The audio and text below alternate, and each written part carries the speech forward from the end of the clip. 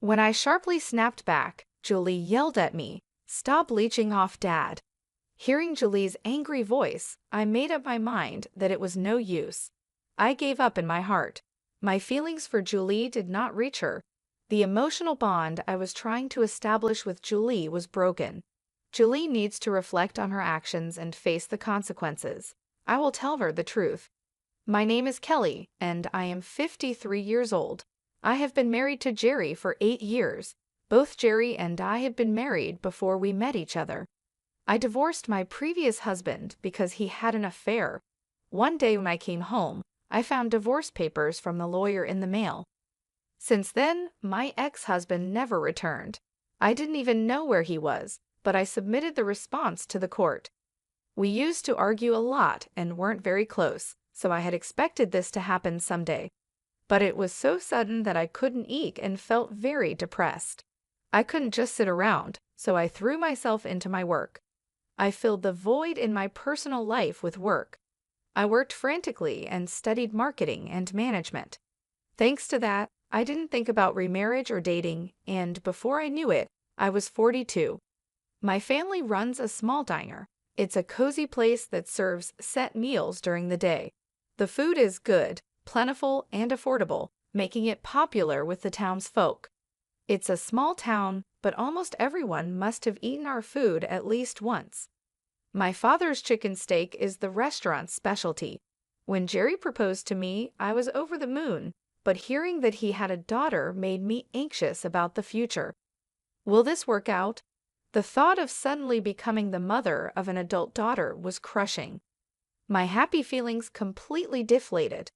Now my heart feels heavy and dark. That's when I got a text from Jerry saying, "No rush on your response." I meant every word I said earlier. His calm reply soothed my anxious heart like a receding tide. Yes, Jerry is serious and kind. He would support me through anything.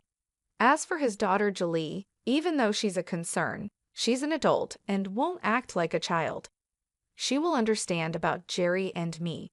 I decided to accept Jerry's proposal. When I told Jerry I would accept his proposal, he was overjoyed. Seeing Jerry express his happiness so openly made me truly glad to have chosen to be with him. Since we were both remarrying, we just had a small dinner to introduce each other to our families. But Julie was in the worst mood I had ever seen. She was irritable and took out her feelings on the staff, saying, "So annoying, come on, bring the next dish." I asked her to calm down, and she snapped back, "Shut up, don't order me around, old lady." The term old lady took my breath away. I had met Julie a few times before, but this was the first time things had turned out this way. Is this Julie's true nature? After the introduction party, I discussed Julie's behavior with Jerry. Perhaps we should consider postponing the marriage, I suggested. Wouldn't it be better if Julie sorted out her feelings first? Jerry shook his head. Indeed, Julie's attitude today was problematic, but she has already moved out of the house, and we won't be seeing her every day. Being tied down by an independent daughter forever doesn't seem right to me. Jerry suggested that being confined during today's introduction party might have irritated Julie. Normally, Julie is quiet and not the kind to get angry like that. Please give Julie a chance. She's really a good kid at heart, he encouraged. Encouraged by Jerry's words, I decided to proceed with the marriage. I was determined to marry Jerry and live my life with him. Yet every time I saw Julie, I was reminded of that incident, which only increased my anxiety. I started living with Jerry, and we bought an apartment halfway between my company and Jerry's. Julie was living alone in an apartment near her company, so it was just Jerry and me living together. The first 3 years passed without any problems, and we were happy. The only tough part was during the holiday season when we met Julie, but other than that, it was peaceful. However, in the 5th year of our marriage, we faced a big problem. Julie moved in with us because her apartment was undergoing major renovations. She said the noise and the workers coming and going were too much, so she moved in with us. I had a bad feeling about it, and I was right. We turned a room we used as a storeroom into Julie's room.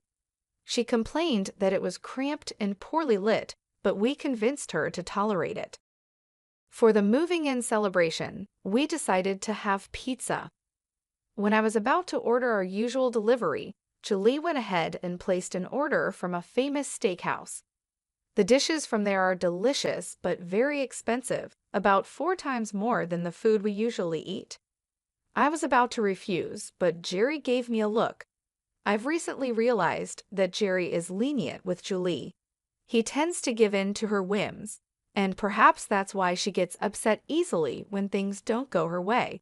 She generally has an attitude and seems to think of the staff in any store as her servants. I've never seen Julie use words like "excuse me" or "thank you" to the staff, or even to me. Living with Julie was like that. I was feeling down, but this was too much to worry about from the start. In the end, we ordered the food Julie wanted. When the dishes arrived, Julie complained that it was late. Our order was supposed to be refused at first due to the sudden order, but Julie insisted and made them deliver. She complained that they were late. I apologized profusely to the delivery person while receiving the dishes. The payment, of course, came from our wallet. As I checked the contents of the 3 delivery boxes, I felt even more stressed. I found 2 assortments of appetizers and steaks and 1 box of hot dogs. Puzzled, I laid out the food on the table and began preparing drinks and soup. Julie and Jerry took their seats. Julie poured beer for Jerry, raised her glass with his, and began to drink. To Julie, I must be nothing more than a servant or maid. Jerry doesn't correct her. Is something going on? When I sat down at the dining table, in front of me was the box of hot dogs. I let out a soft and Julie looked at me with a smug half-smile. "That should be enough for you," she said with a snort, then began eating the appetizers. I had some vegetable sticks while Julie enjoyed the shrimp cocktail, fresh salad, and chicken wings. It was a clear act of spite from Julie towards me. I thought this would surely anger Jerry, but all he did was sigh as he looked at Julie. He offered his box of appetizers to me, saying, "Have some of this." I nodded slightly and took some portions from Jerry. I was tempted to scold Julie but restrained myself, considering that a confrontation on the first day might complicate our future living together. Moreover, I felt like I had taken Jerry away from Julie. Living with Julie started in the worst possible way. Jerry doesn't talk much about Julie. Whenever I ask about her, he just says, "She's at a difficult age, please forgive her." While working, helping out at my parents' house, studying, and doing household chores, I was already swamped. Now I had to take care of Julie on top of everything. Julie is simply selfish. She does nothing around the house. It's hard to believe she lived alone before. Moreover, Julie's requests are incredibly bothersome. Even a single piece of clothing came with a litany of instructions. Which items required dry cleaning, which should be hand-washed, and which needed air drying. When it comes to food, she specifies supermarkets and even the origin of the products. I usually plan meals based on sales and featured items at the supermarket, but that's not possible when accommodating Julie's preferences. I found myself planning meals while also checking recipes on the internet. As a result, our household expenses have nearly doubled. Julie doesn't contribute financially to the household at all. Even when I talk to Jerry about it, he just says, "Please bear with it." Unwilling to stir up unnecessary conflict, I chose to tolerate the situation. I reluctantly decided to cut back on work. I was valued and had high expectations at my company, with even hints of a possible executive position in the future. But now, family comes first. I applied for reduced working hours at the company. This decision will likely end any chance of career advancement, but I did it for Jerry and Julie. I've decided to endure. While shopping for dinner at the supermarket after work, I received a call from my mother. She told me that my father had been hospitalized. "What? Dad's in the hospital," I said. After hanging up, I hurried to the hospital. Our family home is relatively close by, so I arrived in about an hour. In the hospital room, my father was watching a baseball game on TV with earphones in. Noticing me, he took out his earphones and smiled. "Mom just exaggerated over the phone," he said with a laugh. Relieved, my legs gave way, and I slumped to the floor. "My back's been hurting," my father explained. "It seems years of standing at work have taken a toll on it. I've decided to go through with the surgery," he told me with a laugh. At that moment of relief, I remembered something important. I hadn't informed Jerry or Julie about any of this. I pulled out my cell phone from my shopping bag and saw countless missed calls from Julie. My heart was pounding as I hurriedly called her back. Julie's voice sounded displeased. "Where are you, and what are you doing? Hurry back and make my dinner," she demanded. I apologized reflexively. "I'm sorry, my dad's been hospitalized." Julie was silent for a moment, but then started scolding me sharply. "Huh? Your dad? Your dad really?" Julie's tone became vulgar and aggressive. I felt intimidated and shrank back. In a small voice, I replied, "Yes, he was suddenly hospitalized." "And what does that have to do with my dinner?" Julie's reasoning was becoming absurd. "You're my mother, right? Understand it's a parent's job to make meals for their child." This might be understandable if Julie were still in elementary or middle school, but Julie is 25 and has lived alone before. She's fully an adult. For such an adult to demand meals from a parent is beyond harassment. I felt compelled to stand up for myself. I'm not good with Julie's assertive tone or harsh words. Although I was scared of being yelled at, I decided to confront her. "Is it wrong to worry about my dad?" "You should understand," I said. I could hear Julie gasp over the phone. "Shut up! Don't talk back to me!" she snapped, clearly taken aback. "If it were your dad, you'd rush to his side, wouldn't you?" Julie fell silent. Maybe she was imagining if it were Jerry who had been suddenly hospitalized. Surely Julie would be worried if something happened to Jerry. That's what I thought. However, Julie's response was shocking. "Huh, I'd ignore it if my dad was hospitalized," she said. I was speechless. I wanted to believe it was a lie. "Anyway," I said, "sorry, but you'll need to eat out today," and hung up. This call made one thing clear to me. Julie doesn't see me as her mother. In fact, she doesn't even see me as a person. She must think of me as a mechanical servant or a slave. Otherwise, she couldn't say such heartless things. It's saddening, but I can't just dwell on sadness. Things can't go on like this. I felt a strong need to take action. Even after my father is discharged, he won't be able to work as before. There's only so much my mother can do. I need to address the situation at my family's home quickly. Balancing my family's needs, taking care of Julie, household chores, and work was impossible. I decided to resign from my job. Though the company tried hard to retain me, there was no other way. Just as my father was discharged and we managed to reopen our shop, something happened to Jerry. He ended up being hospitalized and his condition was quite severe. Dr. Richard, the chief physician, said he might never be discharged. When I informed Julie of Jerry's condition, she reacted nonchalantly and said something unbelievable. "Does this mean it's going to cost a lot of money?" Julie seemed more concerned about money than Jerry's health. What could this mean? I couldn't understand her reasoning. Does Julie not care about Jerry at all? This is not the time to worry about money. "Do you understand?" I became emotional and retorted. "I know that, but if we don't have money, we'll be in trouble, won't we?" Julie pulled out her cell phone and started making a call. "Hello, Uncle David. Actually, Dad is sick and has been hospitalized," she said in an uncomfortably sweet tone. "I was hoping you could help with the hospital bills." Julie schemed on the phone, trying to get her uncle to pay for the expenses. "Then you can ask Mom about the rest."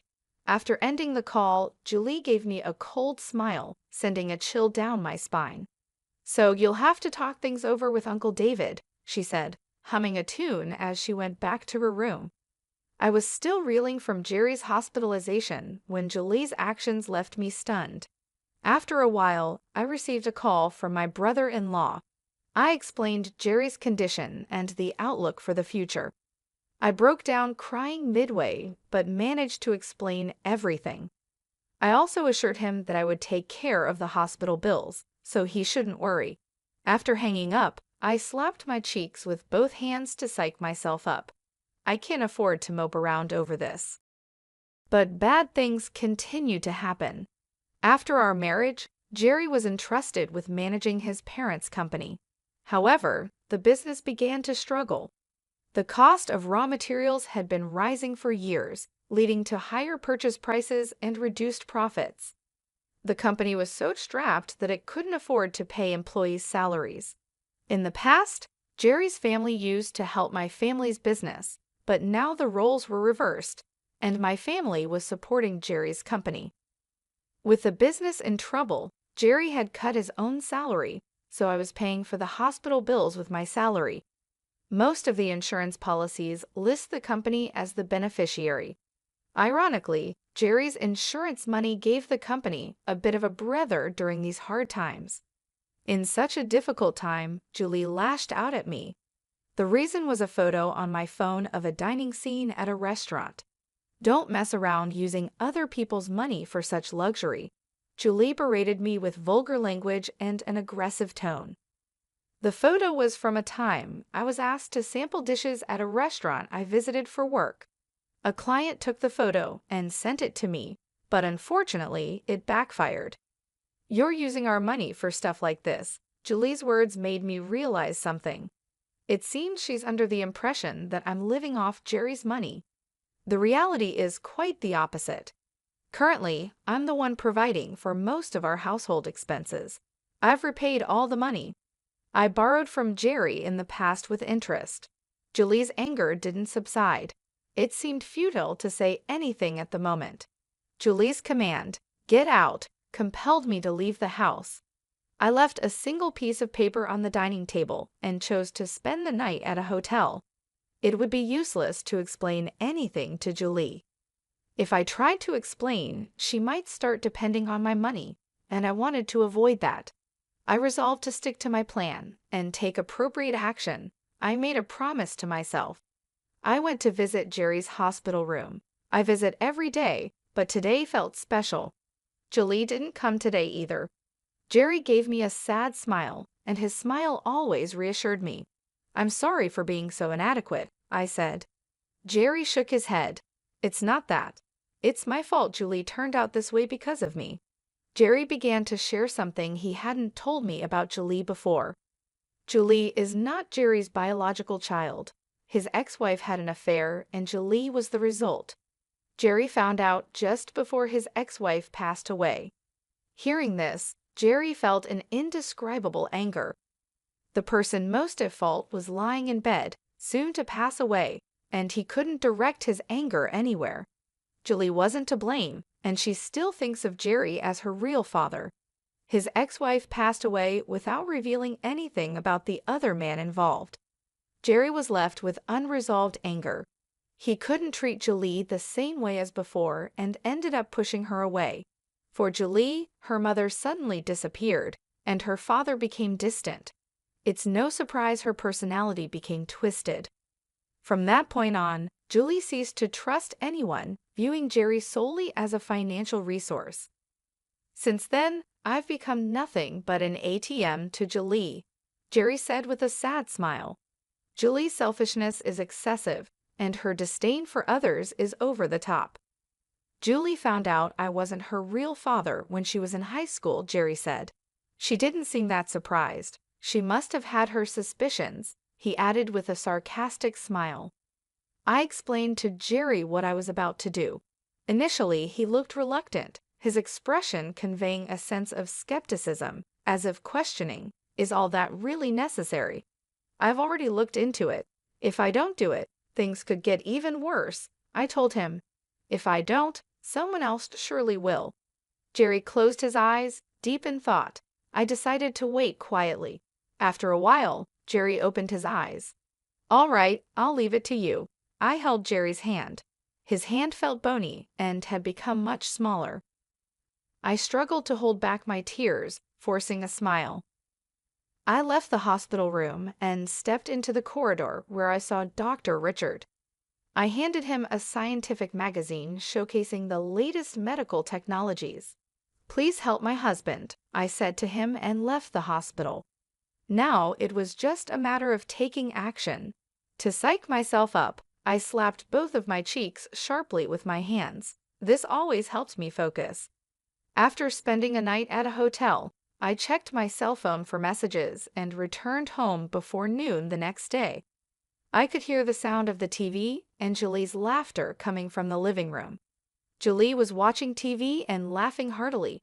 It was a rare sight. She's usually in a foul mood, but today she seemed happy. Looking around, I noticed that several things were missing. The photos of Jerry and me, souvenirs from our trips, and other decorative items were gone. Some things are missing, I said to myself, prompting a reaction from Julie. "Oh, I threw them out your stuff," she said. Shocked, I entered the bedroom. The room was empty. No computer, no TV, no stereo, even the bed and furniture were gone. The closet was empty too. I returned to the living room and confronted Julie. "What's the meaning of this?" I demanded. Julie looked at me with disdain while lying on the sofa. "They were needless, so I disposed of them," she said. I put my hands on my hips, visibly angry. "Needless? What are you going to do?" When I raised my voice, Julie made a face of disgust, averted her gaze, and sighed dramatically. "I'm tired of living with you," she said. Julie's words were outrageous. "What do you mean by that?" "This home belongs to Jerry and me," I retorted sharply. Julie's face turned sour. "Stop leeching off Dad," she said. "Leeching?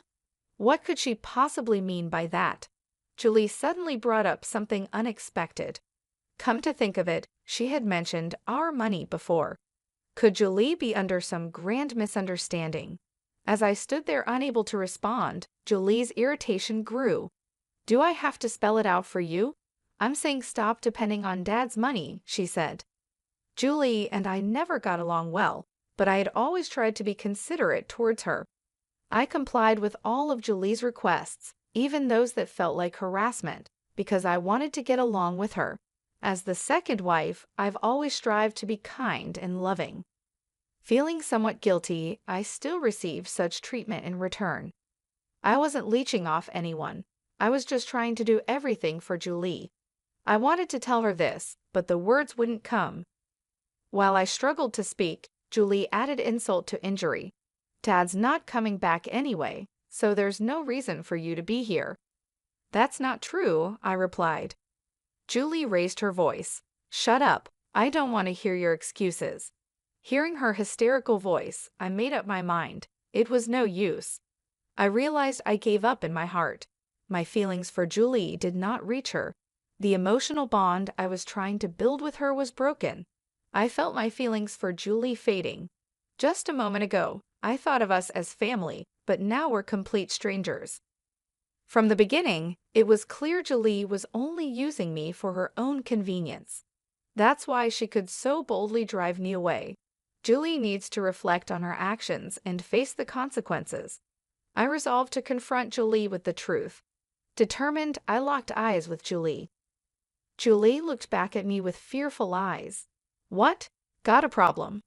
"No, I'll leave, just as you wish," I said.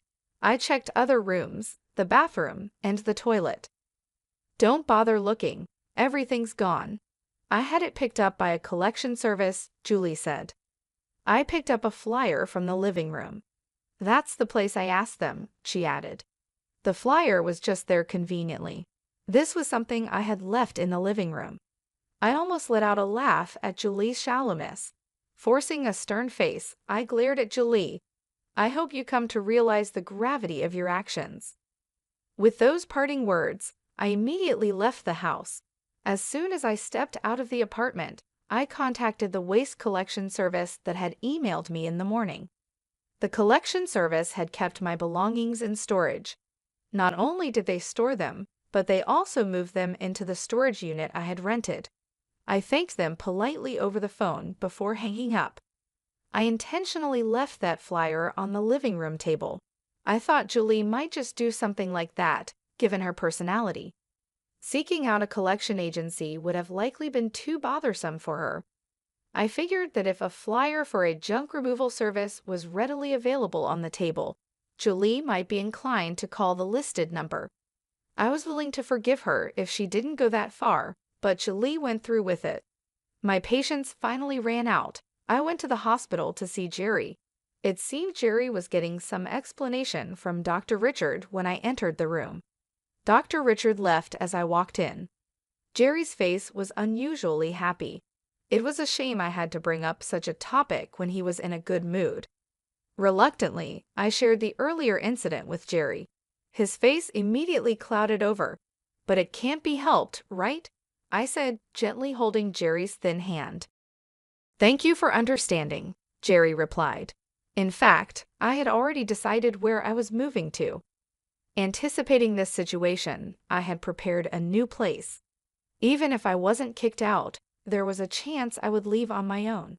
Either way, I needed a new place. I planned to move and start a new life with a fresh mindset. It's just that things are happening a bit sooner than planned. Jerry smiled gently, comforting me.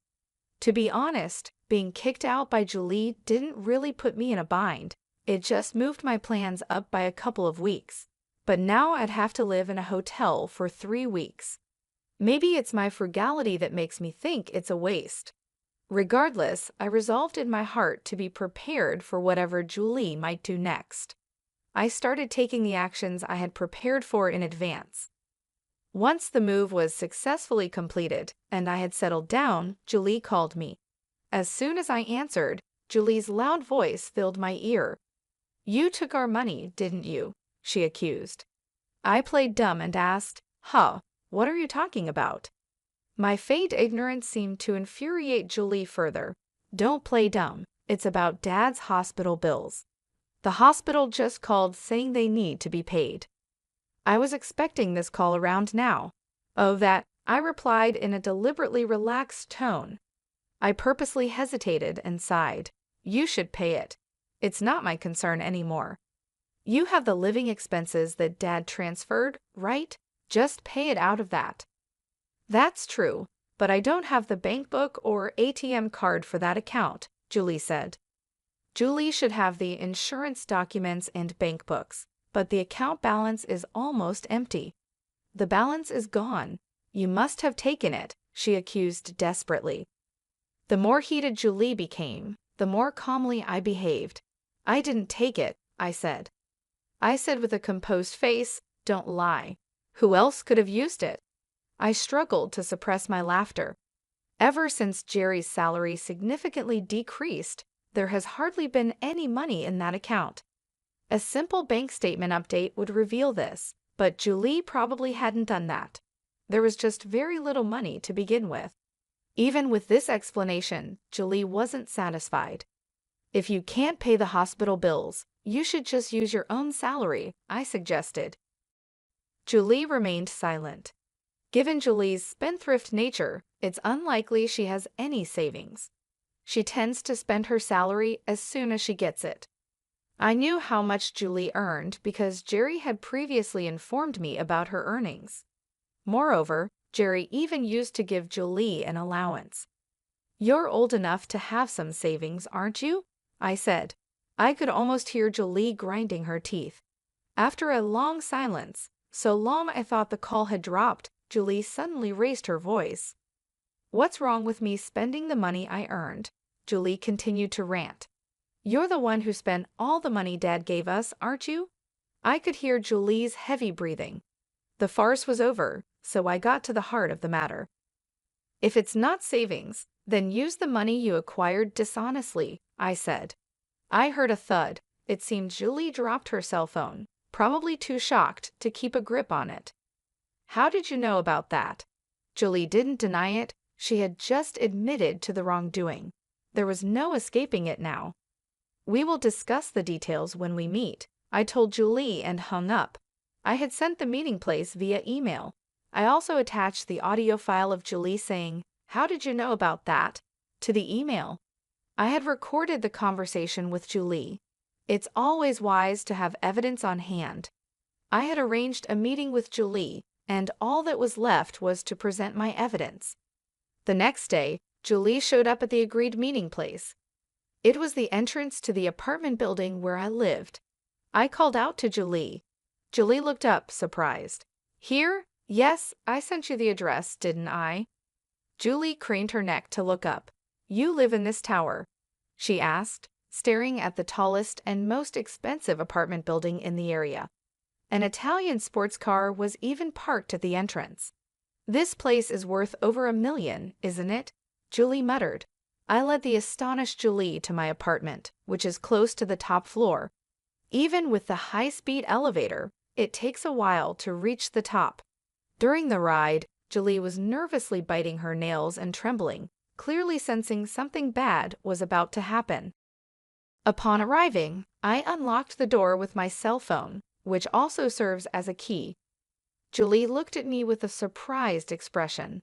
I entered the room without minding her reaction. The living room offers a panoramic view. The apartment we used to live in looks tiny from up here. The living room is spacious with a generous layout, and the kitchen is large. I had Julie sit on the sofa. She was clutching her bag tightly, clearly tense. I made some coffee and handed it to her. Julie took the cup with a rattling sound, trying not to drop it. It's too spacious. It's unsettling, I said mockingly, smiling at Julie. She remained silent. I've been preparing to live here for a while, I continued. Julie must have thought of me as a parasite living off Jerry. No wonder she was shocked. Shall we start the discussion then?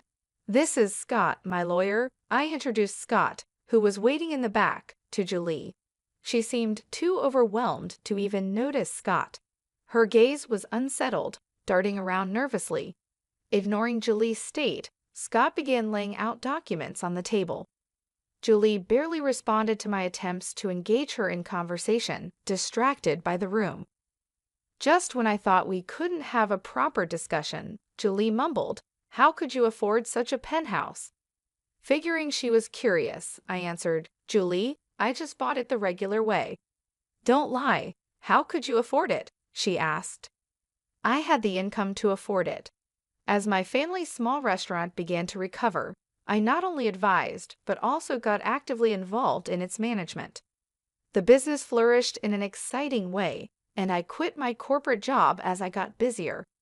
Julie likely assumed I had become merely a housewife after leaving my job.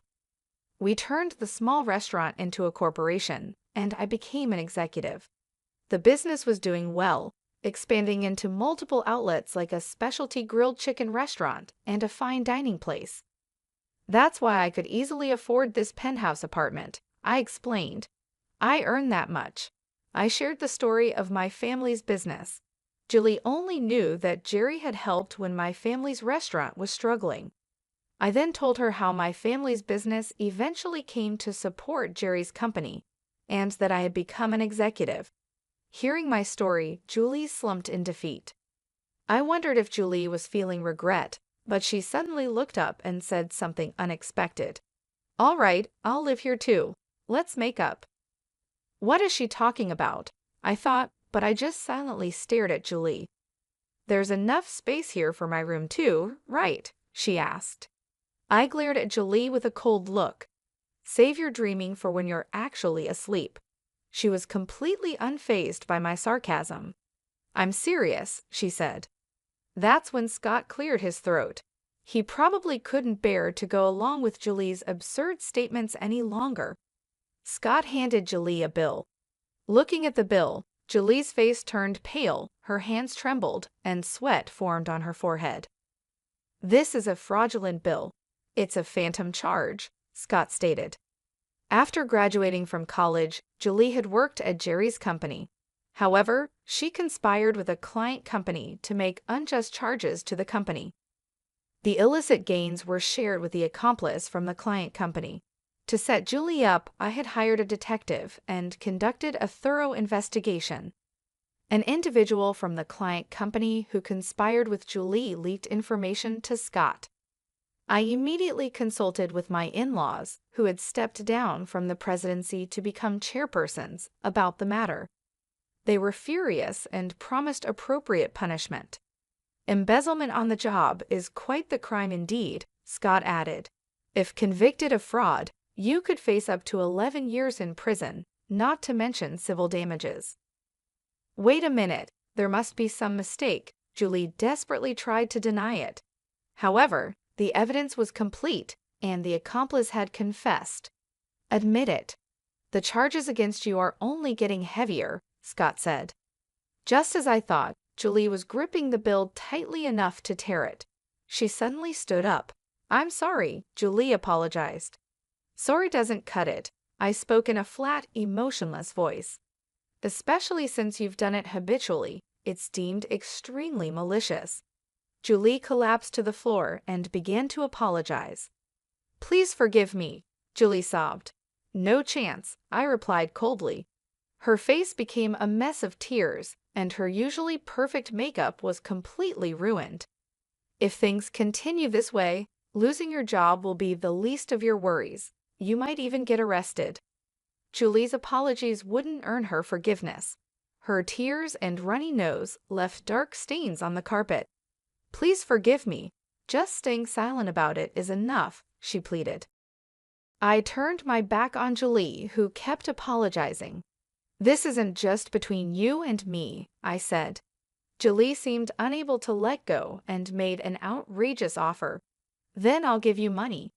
I'll charge the company again and give you that money. I sighed deeply and pressed my hand to my forehead. Nothing I said would make a difference now. Julie had no intention of repenting. She was solely focused on navigating her way out of the predicament. There's no helping you. You need to be properly judged, I said, revealing the voice recorder in my hand. Julie realized she had made an outrageous proposal. She trembled, covering her mouth with her hand. I'll submit this as evidence to the police, I declared. Julie kept her head down, as if something had been drained from her. Scott and I then escorted Julie out of the room. Leaning against the wall, she staggered toward the elevator. Once Scott had departed, I collapsed into the depths of the sofa, exhausted. It was finally over. I reported the outcome to Jerry via email. As planned, Julie was criminally charged by the company. She was arrested, and the employee from the partner company was indicted. While on bail, Julie had been dating this employee. Whether Julie really had romantic feelings is unclear. It's highly possible she pretended to like him just to use him. Julie is now detained in a holding cell awaiting trial. She also faces a lawsuit for damages from the company. Julie was disliked at the company, and perhaps this was a form of retribution. Being the president's daughter, she was exceedingly unpopular among the employees. She also had a haughty attitude toward clients, which negatively impacted performance. Not only was her attitude presumptuous, but Julie also made many mistakes. There were numerous complaints, but no one dared to criticize her because she was the president's daughter. This is what I heard from Jerry. Jerry is still hospitalized, focusing on his treatment. He entrusted the presidency to Gary, his reliable executive vice president. This decision had been made quite a while ago. With Julie gone, the transition proceeded smoothly. Jerry is fighting his illness despite the challenges in getting discharged. A pioneering treatment available in France offered new hope. Holding the published scientific journal, Dr. Richard and I had many discussions. Dr. Richard understood and agreed, and Jerry will soon go to France for treatment. Of course, it's private healthcare not covered by insurance. I'm not worried about the treatment costs. If necessary, I can just sell the penthouse. Jerry will surely recover, and he will surely smile at me with that gentle smile again. I can hardly wait for that day.